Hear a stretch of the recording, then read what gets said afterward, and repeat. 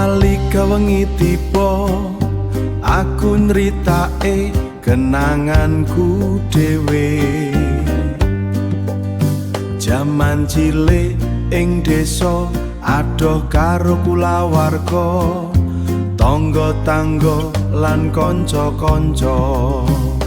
Gratis kanggo ngomong babagan kabeh, gratis kanggo ngomong babagan kabeh. Saiki aku wis adoh alon-alon kangenku teko. Aku mung ngarep-arep mbok menawa aku bakal bali. Dalan ngarep ngenteni langkahku sabanjure, dalan ngarep ngenteni langkahku sabanjure.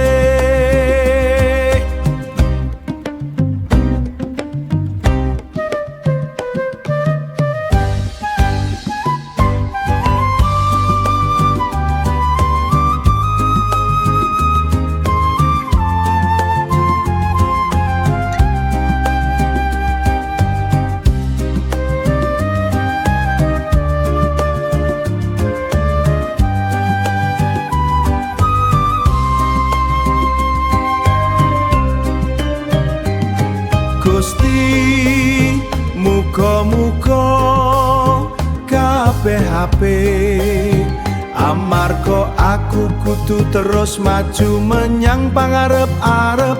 Pangarep-arep pungkasan sing bisa uga ora sampurna, nanging kuwi sing kudu tak lakoni. Nanging kuwi sing kudu tak lakoni.